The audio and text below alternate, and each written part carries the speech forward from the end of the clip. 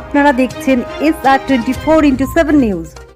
আমরা আজকে যে পরিবেশ দিবসের যে উদযাপনটা ছিল ইসনার তরফ থেকে আজকে ক্যালকাটা ইউনিভার্সিটির আরএনএসএস অডিটোরিয়ামে আছি এই মুহূর্তে। আমাদের কিন্তু এই প্লাস্টিক এবছরেই যে প্লাস্টিক মুক্ত করতে হবে এই মেসেজটা যে পৌঁছতে হবে সকলের কাছে তা নয়, বহু বছর ধরেই কিন্তু এটা আমরা চালিয়ে যাচ্ছি এবং মানুষের কাছে বোঝানো এবং তার অল্টারনেটিভসে আসা ভীষণভাবে যেটা দরকার। কারণ আমরা জানি যে প্লাস্টিক হচ্ছে এমন একটা যৌগ পদার্থ, সেটা কিন্তু ডিসইন্টিগ্রেট হতে প্রায় কিন্তু সেঞ্চুরি লেগে যায় এবং সেটার যে ব্যবহার এটা কিন্তু মানুষের একটা অভ্যেসের মধ্যে এসে পৌঁছেছে। মানে আমরা সকালে ঘুম থেকে উঠে রাত্রে শুতে যাওয়া অবধি সমস্ত সময় প্লাস্টিক ব্যবহার করে চলেছি। সুতরাং তার অল্টারনেটিভসটা কী যেটা সাস্টেনেবল হবে, এবং সেটা হচ্ছে আমাদের সিঙ্গেল ইউজ প্লাস্টিকটাকে বর্জন করতে হবে, তার জায়গায় বায়োপ্লাস্টিক। এই বায়োপ্লাস্টিক বস্তুটা কি, এটা বিশেষত আমাদের রিনিউয়েবল যে সোর্সগুলো আছে, যেমন ধরুন যে আখ, অ্যাট ইভেন আমাদের যে ভুট্টার দানা, আর আমাদের এই ট্রপিক্যাল কান্ট্রিতে প্রচুরভাবে আমরা বিভিন্ন ধরনের ফল খাই, অ্যাট ইভেন তার যে সিডসগুলো। এছাড়াও কিন্তু আমরা দেখতে পাই যে বিভিন্ন ধরনের যে এগ্রিকালচার ওয়েস্ট আছে, ফুড ওয়েস্ট আছে, সেখান থেকে বায়োপ্লাস্টিক তৈরি করা যাচ্ছে। এটা মূলত হচ্ছে পলিল্যাকটিক অ্যাসিড আর পিএইচএ মানে পলিহাইড্রক্সি অ্যালকুলোরেটস এবং স্টার্চ বেসড। এবার এছাড়াও বিভিন্ন ধরনের প্লাস্টিকের ইনোভেশনসের মধ্যে আসতে হবে যাতে আমরা সাস্টেনেবলি পেটটাকে রিপ্লেস করতে পারি, মানে যেটাতে আমরা অভ্যস্ত।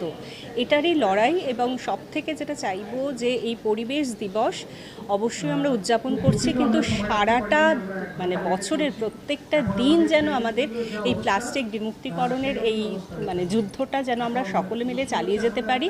কারণ যত প্লাস্টিক ব্যবহার করব, সিঙ্গেল ইউজ প্লাস্টিক ব্যবহার করব, আমাদের এখানে বর্ষাতে আমরা জানি যে কলকাতার যে নদ নদী নালা সমস্ত কিন্তু চোকড হয়ে যাচ্ছে এবং সেগুলো মাইক্রো প্লাস্টিক্সে কনভার্ট হচ্ছে, যেটা আরও ডেঞ্জারাস।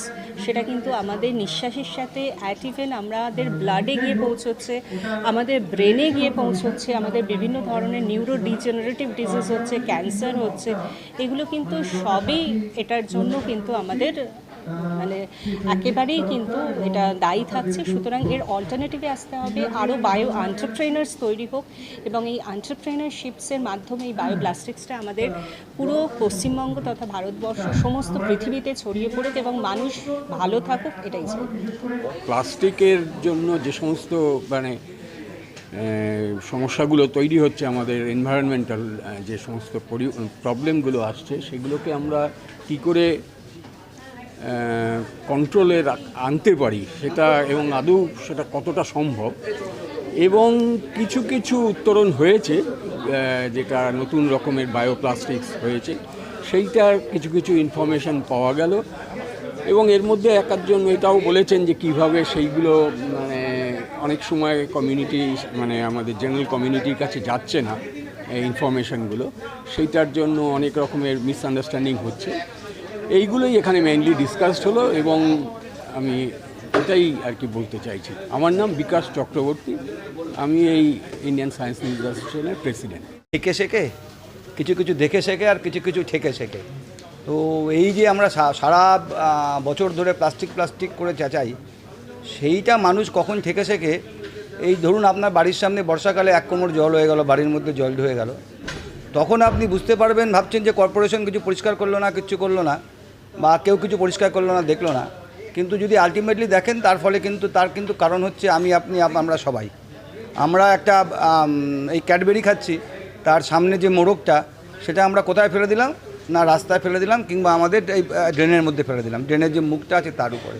আমরা পটেটো চিপস খাচ্ছি, তার প্যাকেটটা ওখানে ফেললাম। এবং এভরি টাইম যখন বাজার থেকে আমরা মানে ফুল কিনে আনছি, মাছ কিনে আনছি, প্যাকেটটাকে আমরা মানে জাস্ট মানে ফেলে দিচ্ছি। এবং সেই যে আমরা করছি, আইসক্রিম খাচ্ছি, ফেলে দিচ্ছি। ব্যাপারটা যে এই যে আমরা নিত্যদিন করছি, আমরা বলছি কর্পোরেশন পরিষ্কার করছে না, কেউ কিছু করছে না, কেউ আমাদের দেখছে না, আমরা জলবন্দি আছি। কিছু কিছু ক্ষেত্রে কর্পোরেশন কিংবা যারা এই সরকারি আধিকারিক, তাদের কাজে তো গাফিলতি আছে। কিন্তু যদি দেখেন যে 90% ক্ষেত্রে কিন্তু আমরাই কিন্তু এটার দায়ী, মানে আমরা এর জন্য দায়ী। করোনা বেশি মধ্যে কথা হচ্ছে এটা যে পশ্চিমবঙ্গ একসময় এমন জায়গায় ছিল যেখানে বেঙ্গল যেটা ভাবতো আজকে সেটা কালকে ভারত করতো, right? Bengal today, India tomorrow.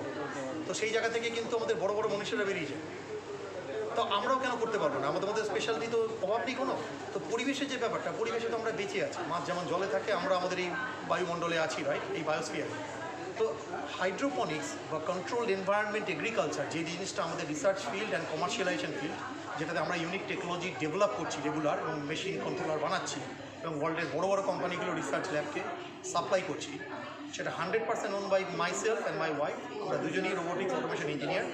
আমরা প্রায় 9 বছর আগে পৃথিবীর খাদ্য সমস্যা দূর করার জন্য এটা শুরু করেছিলাম। করতে গিয়ে দেখলাম জিনিসটা খুব দামি, এক্সপেন্সিভ, অ্যান্ড পরিবেশের ক্ষেত্রে উপর অনেক রকম এফেক্ট আসতে পারে, যেটা কেউ ভাবছে না। তো হাইড্রোপনিক্সটাতে আমরা যে স্পিনটা দিয়েছি সেটা হচ্ছে এটাকে পুরোপুরি এনভায়রনমেন্ট ফ্রেন্ডলি বানানোর জন্য আমরা লাস্ট 7-8 বছর ধরে অনেক কাজ করেছি।